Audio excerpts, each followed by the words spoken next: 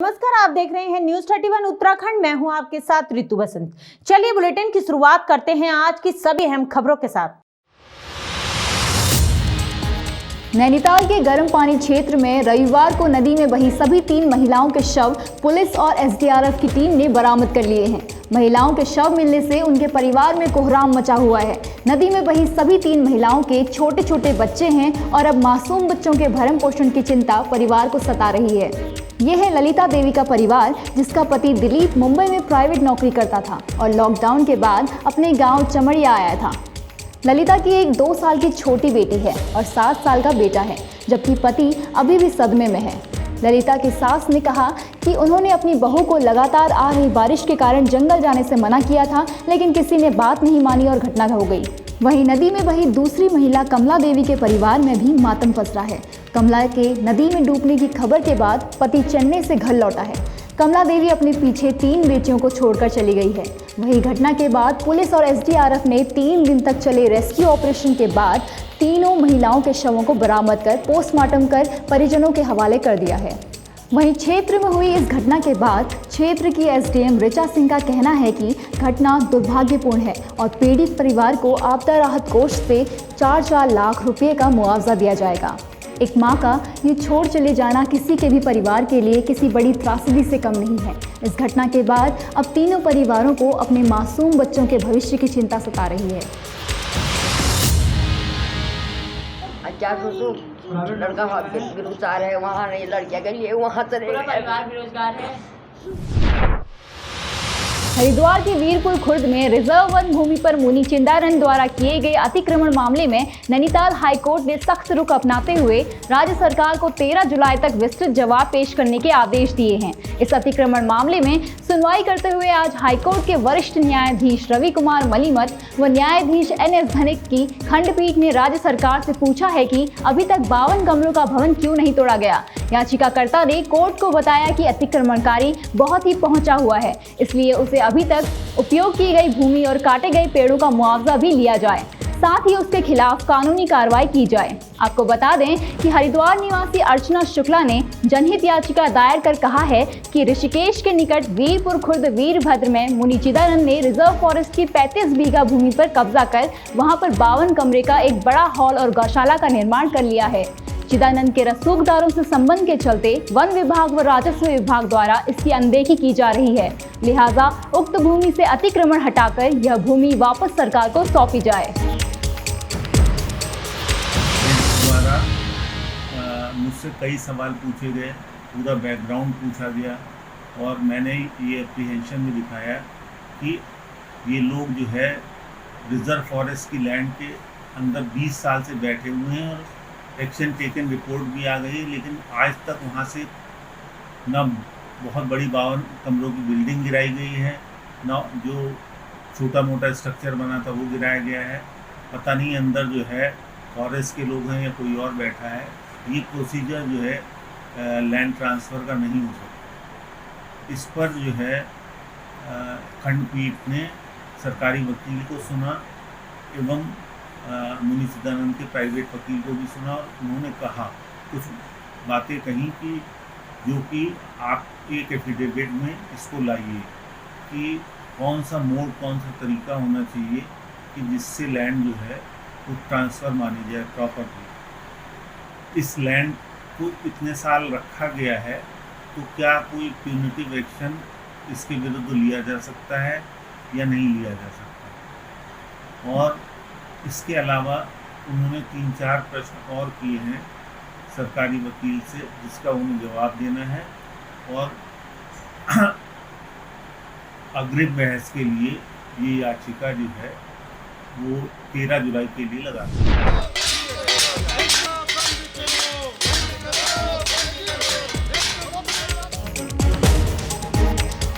देश में बढ़ रहे कोरोना मामलों को लेकर हल्द्वानी में युवा कांग्रेस कार्यकर्ताओं ने केंद्र सरकार के खिलाफ थाली बजाकर प्रदर्शन किया।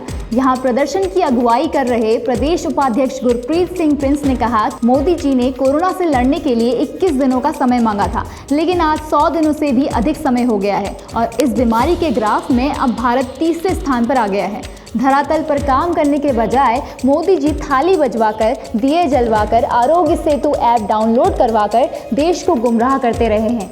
जिला अध्यक्ष गजेंद्र सिंह गोनिया ने कहा कि सरकार ने आपदा में अवसर ढूंढकर वेंटिलेटर घोटाला कर दिया है। विधानसभा अध्यक्ष त्रिलोक सिंह व राजू रावत ने कहा कि सरकार अपनी जिम्मेदारी से बचते हुए विपक्ष को टारगेट कर देश को मुद्दों से भटका रही है।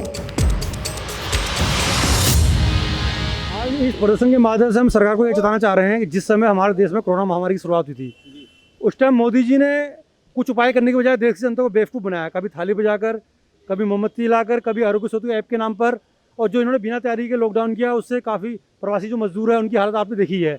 तो आज जो हमारा प्रदर्शन है, आज हम मोदी जी से कह रहे हैं कि आपने कहा था 21 दिन में कोरोना महामारी देश से चली जाएगी। आज जबकि हमारा भारत जो है तीसरे स्थान पर आ गया है। और वेंटिलेटर का जो घोटाला हुआ वो भी आपके सामने रखना चाहूँगा। भारत सरकार द्वारा 2000 करोड़ रुपये 50,000 वेंटिलेटर जारी किया गया, इसके हिसाब से एक वेंटिलेटर की कीमत 4 लाख रुपये आती है। जबकि एक्वा कंपनी द्वारा का जो वेंटिलेटर है इसकी कीमत, एक वेंटिलेटर की कीमत 1.5 लाख रुपये है। तो 2.5 लाख रुपये प्रति वेंटिलेटर का जो घोटाला हुआ है। और उसके बाद जो ये वेंटिलेटर है, इन वेंटिलेटर सब में दोषपूर्ण वेंटिलेटर, इनमें सब में कमियाँ हैं। देश के कई अस्पताल इनको फेल कर चुके हैं। तो हम मोदी से ये कहना चाहते हैं कि आप देश की जनता को बेवकूफ़ बनाना बंद करें और जो ये महामारी में रही है इससे में वास्तविक जमीन धरातल पर आके लड़िए। राज्य सरकार भी आप देखिए जो सिस्टम है, कोई सिस्टम फेल चुका है। हमारे उत्तराखंड में क्वारंटीन सेंटर की आप दुर्दशा के बारे में कई पहले मामले आ चुके हैं, कोई सिस्टम नहीं है। बाहर से जो लोग हमारी स्टेट में आ रहे हैं उनको सिर्फ 2 जगह 3 जगह लाइन में लग के परेशान किया जा रहा है। उनकी थर्मल स्कैनिंग तकनीक आ रही है, उनकी कोई मशीन नहीं है थर्मल प्रॉपर जो थर्मल स्कैनिंग की जाए।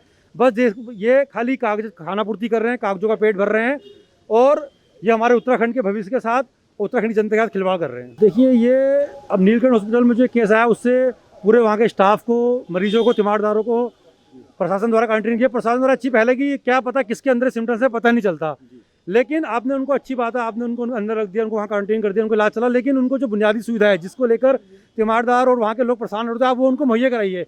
अच्छी बात है, आप क्वारंटीन कर रहे हैं, आपने एक समय सीमा बना रखी, इतने दिन तक आपने क्वारंटीन होना है, उससे हम साथ हैं। लेकिन क्वारंटीन के दौरान उनको सुविधाएं मिलनी चाहिए, अगर सुविधाएं नहीं मिलती है ये कहीं ना कहीं गलत है। तो ये थे कांग्रेस से गुरप्रीत सिंह प्रिंस, युवा कांग्रेस नेता हैं। आज धरने के तौर पर थाली बजा के सरकार को ये जताना चाह रहे हैं कि किन परिस्थितियों में सरकार काम कर रही है और जो काम कर भी रही है शायद वो काबिल नहीं है या वो काम जायज़ नहीं है। ये दिखाने के लिए कि वेंटिलेटर की जो खरीद में जो घोटाला सामने आया है इसको लेके जनता कहीं ना कहीं परेशान है। जो बुनियादी चीज़ें हैं, कोविड को लेके जो ज़रूरी चीज़ें थी कि वेंटिलेटर होना चाहिए और क्वारंटीन होना चाहिए, इन सारी समस्याओं को लेके आज युवा कांग्रेस जो है वो धरने पे है, थाली बजा के अपना प्रदर्शन जाहिर कर रही है और खासकर वेंटिलेटर घोटाले के लिए साफ तौर पर सरकार से जवाब मांग रही है कि आखिर ऐसा क्यों किया जा रहा है, क्या कारण है जो इतना बड़ा घोटाला देखने को मिल रहा है। जिस वेंटिलेटर की कीमत लगभग 1.5 लाख रुपए है उसको सरकार 2.5 लाख या 4 लाख रुपए में, लगभग दुगने से भी ज़्यादा में क्यों खरीद रही है। इसका जवाब आज कांग्रेस पार्टी मांग रही है। शायद कल इसको देखते हुए जनता इसका जवाब मांगे तो सरकार को कहीं ना कहीं इसको जवाब देना पड़ेगा।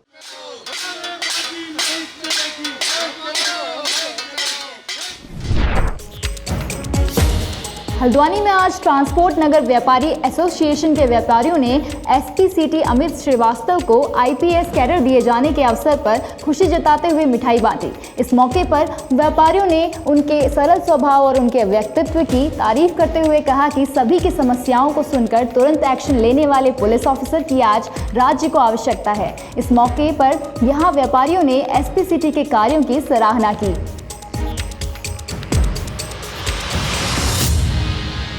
बहुत खुशी का विषय है। यहाँ पर हमारे सब ट्रांसपोर्ट नगर के हमारे सारे साथियों दोस्तों ने जो है स्पेशली यहाँ पर अपने मुझे आमंत्रित किया, अपनी समस्याओं से भी अवगत कराया, जिसके विषय पे हम लोग ने मिलजुल करके कुछ रणनीति अपनाई है ताकि किसी को भी दिक्कत ना हो और लीगल तरीके से कार्रवाइयाँ भी होती रहें। और बाकी जो आप लोगों की तरफ से बहुत अच्छे तरीके से सम्मान दिया गया है उसके लिए आप सबको बहुत बहुत धन्यवाद जी। किस तरीके की समस्याएं सामने आई हैं अभी तक ट्रांसपोर्ट व्यवसायियों का सबसे बड़ी समस्या थी जो लॉकडाउन की वजह से काफ़ी सबके व्यापार प्रभावित थे, तो उसको लेकर के आप सबकी इच्छा थी कि जो चालान है ख़ास तौर से उसमें थोड़ी कुछ चीज़ें कंसीडर करी जाएं। तो उनकी बातें हमने सुनी हैं और नीचे अपने स्टाफ को भी हम उस चीज़ के लिए समझाएंगे ताकि इसमें अनावश्यक कोई किसी को परेशानी ना हो, लेकिन जो लीगल तरीके हैं, जो कानून का है पालन, वो निश्चित रूप से होता भी रहे। इसके विषय में हम लोगों ने मिलजुल करके चीज़ें रणनीति तय करी हैं ताकि पुलिस की भी अपेक्षाएं इनके द्वारा पूरी हो जाएं और इनकी अपेक्षाएं जो है वो पुलिस से पूरी हों। हाँ, ये समय समय पे हमें सूचनाएं मिलती रहती हैं, खास तौर से जो शराब का लेबल है और स्मैक को लेकर के भी कभी कभी ऐसी सूचनाएं आ जाती हैं कि कुछ लोग ऐसे लोग आ जाते हैं। तो हम सब मिलजुल करके इसमें, हमारे जो टीपी नगर के हमारे साथी हैं ये लोग भी समय समय पे हमें सूचनाएं देते हैं। तो हमारी यहाँ पुलिस चौकी भी इसीलिए हमने इस्टेब्लिश करी हुई है और उनको और हम निर्देशित करेंगे कि ऐसे चीज़ों पे जो है अधिक से अधिक कठोर और त्वरित कार्रवाई करें। देखिए, सम्मान देना एक अलग चीज़ होती है, वो हमारे लिए तो हमेशा वो सम्मानित ही हैं, पर हमारी एक इच्छा थी कि हमारे बीच में आन के बैठें। उनकी जो कार्यशैली है उसको देख के हल्द्वानी की पब्लिक बहुत खुश है और हमें ख़ास करके उनसे मिलके बहुत रिलीफ मिलता था। तो हम चाहते थे कि वो हमारे बीच में बैठें और बैठ के एक हंसी खुशी के माहौल में हम अपनी बात भी रखें और सम्मान भी दें। सम्मान दिल से होता है, वो हम हमेशा करते हैं और करते रहेंगे और आगे ये भी उम्मीद करेंगे कि जो साहब की प्रमोशन हुई है इसमें आगे भगवान उनको और तरक्की बख्शे और हमारे शहर में आएँ, तो क्योंकि शहर की सारी स्थिति को समझ चुके हैं। एक शहर की भौगोलिक स्थिति समझना एक अफसर के लिए बड़ी ऊंची बात होती है। वो सब कुछ समझ चुके हैं और उसमें उनको बहुत आसानी मिले। हम यही चाहते हैं कि वो आगे और तरक्की करें और शहर की और देश की सेवा करें। ऐसा कुछ समस्याएं जो भी थी वो हमने एसपी साहब को उससे अवगत करा दिया और उन्होंने हमें आश्वासन दिया है कि भाई हम इन सब चीज़ों में जो भी चीज़ें नॉर्म्स में आती हैं उनको, आपकी परेशानियों को दूर करने की कोशिश करेंगे और आश्वासन दिया उन्होंने कि ये जो चीज़ें दोहराई अब आइंदा से नहीं जाएंगी, क्योंकि ट्रांसपोर्ट व्यवसाय इस टाइम बिल्कुल बैठा हुआ व्यवसाय है, सबसे हल्का व्यवसाय है और देश की अर्थव्यवस्था में सबसे अहम योगदान ट्रांसपोर्ट व्यवसायी का होता है। हम सरकार से भी रिक्वेस्ट करेंगे आपके द्वारा कि भाई वो तेल की कीमतों में ध्यान दें, क्योंकि व्यवसाय इस टाइम 10% गाड़ियाँ चल रही हैं, बाकी सब गाड़ियाँ खड़ी हैं। व्यवसाय बिल्कुल पिटा हुआ है और उनकी जो व्यवसायी हैं उनकी मनोस्थिति ऐसी हो गई है कि हमें उससे डर लग रहा है कि कहीं वो अपने ऊपर कोई कदम ना उठा लें, क्योंकि जब आदमी के पास पैसा नहीं होता, खाने के लिए कुछ नहीं होता, तो वो गलत कदम उठाते हैं अपने लिए। हमें इस चीज़ का बहुत डर है, पर हम आश्वासन अपने लोगों को देते हैं कि यार ठीक होगा, पर उम्मीद सरकार से ही हम कर सकते हैं कि वो रेट की कीमतों में गौर करे और इनको संभाले और ट्रांसपोर्ट व्यवसायियों में कुछ राहत मिले।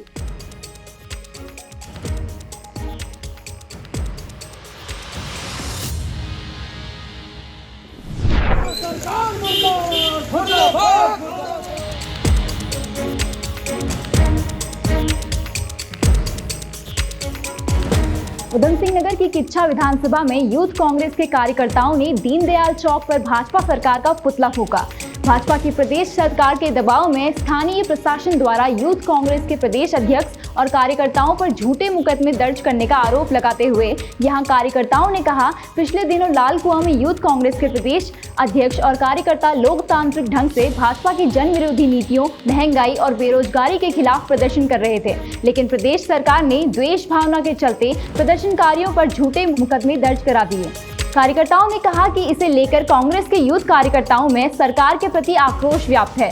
उन्होंने कहा कि सरकार कांग्रेसी कार्यकर्ताओं पर मुकदमा लगाकर मनोबल तोड़ने का काम कर रही है, जिसे कतई बर्दाश्त नहीं किया जाएगा। यहां प्रदर्शनकारियों ने प्रदेश सरकार से झूठे मुकदमे वापस लेने की मांग की है।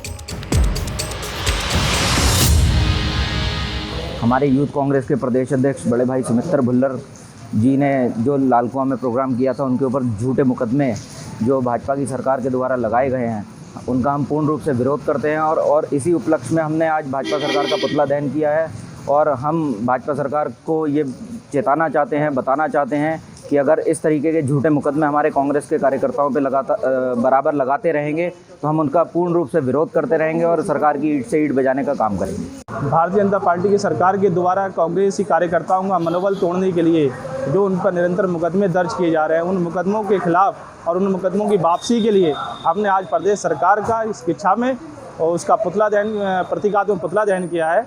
इसीलिए आज हम सरकार से भी मांग करते हैं कि जो भी हमारे कांग्रेसी कार्यकर्ताओं पर मुकदमे, झूठे मुकदमे दर्ज किए जा रहे हैं, उनको वापस लिया जाए।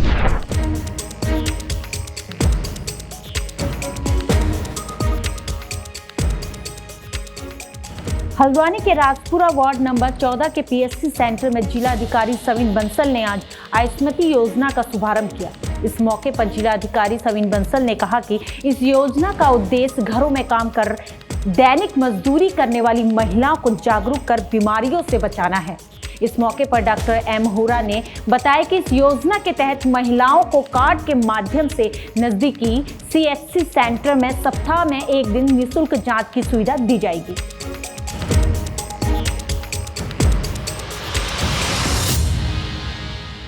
और इस योजना का उद्देश्य था कि जो हमारी कामकाजी महिलाएं हैं जो डेली अपना अर्न करती हैं दूसरी जगह कार्य करते हुए, तो एक उनका न्यूट्रिशन लेवल काफ़ी लो रहता है, और एक जब उनको कोई बीमारी होती है तो वो डायग्नोसिस करवाने का ना उनके पास पैसे होते हैं ना टाइम होता है। हॉस्पिटल्स में उनको क्यों में लगना पड़ता है, तो पूरा दिन उनका खराब होता है। देखिए, हमारे नैनीताल डिस्ट्रिक्ट में एक आयुष्मती योजना हमने कंसीव की थी और उसका ऑनरेबल CM ने इनॉग्रेशन किया था, इसको लॉन्च किया था।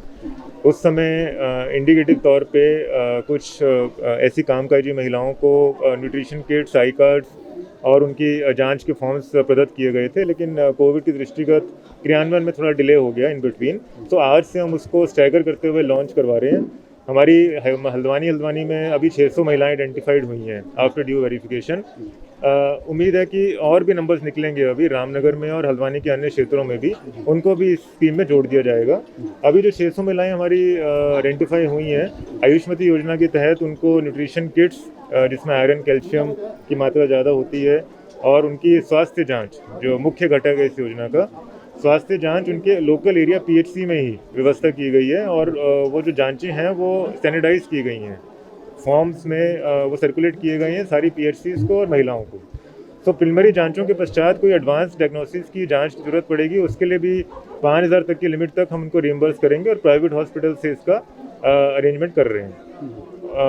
ये योजना उनके ना सिर्फ उनके लिए बल्कि पूरे परिवार के लिए लाभकारी सिद्ध होगी यदि वो ठीक से इसका क्रियान्वयन सुनिश्चित करें। जी, इसमें बाल विकास और स्वास्थ्य विभाग किस तरीके से प्रतिभाग कर रहा है? देखिए, पूरी योजना और पूरा कंसेप्चुलाइजेशन बाल विकास विभाग का है, हमारी जिला बाल विकास अधिकारी का है, और उसको क्रियान्वयन के लिए उसमें कन्वर्जेंस में हेल्थ डिपार्टमेंट ने बहुत अच्छा रोल निभाया है। मुख्य रूप से हमारे दोनों डिपार्टमेंट्स हैंड इन हैंड चलेंगे तो ये योजना अवश्य रूप से लाभकारी सिद्ध होगी। मलवा ताल की पहले सड़क का मेन इशू ये था कि वो आपदा में अति संवेदनशील श्रेणी में कैटेगराइज था। विजिट के बाद उनका विद इन 1 मंथ दोबारा से रिविजिट करवा के जियोलॉजिकल सर्वे के उपरांत वो उस सड़क को संवेदनशील कैटेगरी से विलुप्त कर दिया गया है। अब वो एक नॉर्मल एरिया है, तो अब वहाँ पे सड़क किसी भी मत से प्रस्तावित की जा सकती है। हालांकि हमने पहले पीएमजीएसवाई में क्योंकि कोर में वो हट चुकी थी, तो अब हमने राज्य योजना में उसको प्रस्तावित किया हुआ है और शासन के नोटिस में भी है। हमारे कई सारे सोर्सेज हैं, विधायक निधि, सांसद निधि, राज्य योजना, SC SP, तो हमने सभी में ओपन एंड देते हुए शासन को रिकमेंड किया है कि किसी भी योजना से अगर इसका पैसा मिल जाता है तो बननी स्टार्ट हो सकती है। जी, पोषण योजना को लेते हैं सर, जैसे कि सभी जानते हैं कि महिलाएं इतनी जल्दी स्वास्थ्य विभाग तक या दिखाने हॉस्पिटल तक नहीं पहुंच पाती हैं, उनको लाने के लिए क्या किसी तरीके से आशा से या क्षेत्र के अन्य कर्मचारियों से सहायता ली जाएगी? इसी स्कीम का उद्देश्य था कि जो महिलाएं में कोई हेजिटेशन होती है या उनका मजदूरी लॉस का भय रहता है कि जब हम हॉस्पिटल जाएंगे तो काफ़ी टाइम लगेगा, इस योजना का उद्देश्य यही था कि उनके डोर स्टेप्स तक हम स्वास्थ्य जांचों को और डायग्नोसिस को पहुंचाएं थ्रू लोकल PHCs या मोबाइल वैन्स। अभी हम मोबाइल वैन को भी यूज़ करेंगे जो हमारी अभी ऊपर पहाड़ी क्षेत्रों में क्रियान्वयन है, और एक मोबाइल वैन खनिज फाउंडेशन से भी अब हेल्थ विभाग के पास आने वाली है। तो इन दोनों मोबाइल वैन्स में भी हम अपनी पैथोलॉजी की व्यवस्था करते हुए इस योजना में इंटीग्रेट करेंगे।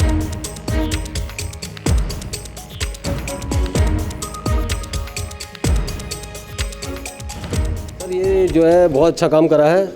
वैसे मैं वार्ड नंबर 14 का पार्षद महेश चंद हूँ, और ये हमारी सरकार ने बहुत अच्छा काम किया है। इस बारे में मुझे भी बहुत खुशी मिली है कि आज हमारे क्षेत्र में वार्ड नंबर 14 में इतना अच्छा काम करा गया।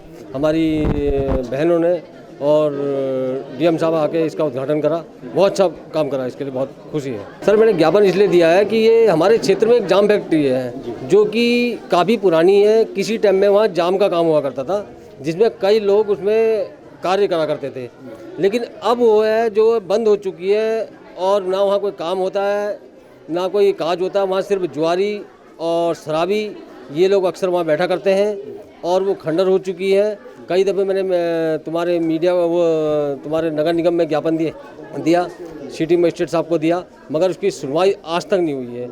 इसी विषय में मैंने आज ये ज्ञापन अपने डीएम साहब को दिया है, शायद इसकी सुनवाई हो सके। वहीं इस मौके पर स्वस्थ भारत प्रेरक तुलिका जोशी ने बताया कि महिलाओं के उपचार के समय निजी चिकित्सालयों में जो भी खर्चा होगा उसमें 5,000 तक का खर्चा स्वास्थ्य एवं बाल विकास विभाग द्वारा दिया जाएगा।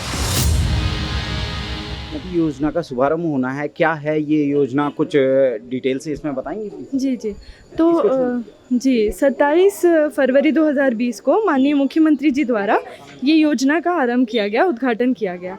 ये योजना मतलब आप समझ लीजिए सुबह 7 बजे हमारे घरों में घंटी बजती है और उसके पश्चात हमारी ज़िंदगी आसान होती है, क्योंकि एक महिला आती है जो हमारे घरों में झाड़ू पोछा बर्तन कपड़े और ये सब काम करती है, और एक दिन वो छुट्टी पे चली जाती है। तो हमें किस तरह की चुनौतियाँ होती हैं ये हम सब जानते हैं।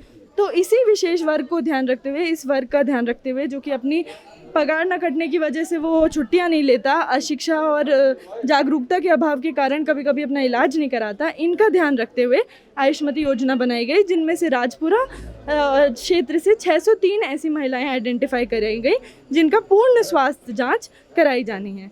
तो आज वो उसका पहला कार्यक्रम है। आज हमारे साथ कुछ 100 महिलाएं उपस्थित रहेंगी जिनका फर्स्ट राउंड ऑफ स्क्रीनिंग पूर्ण स्वास्थ्य जांच की शुरुआत आज से होगी जिलाधिकारी महोदय के अध्यक्षता में।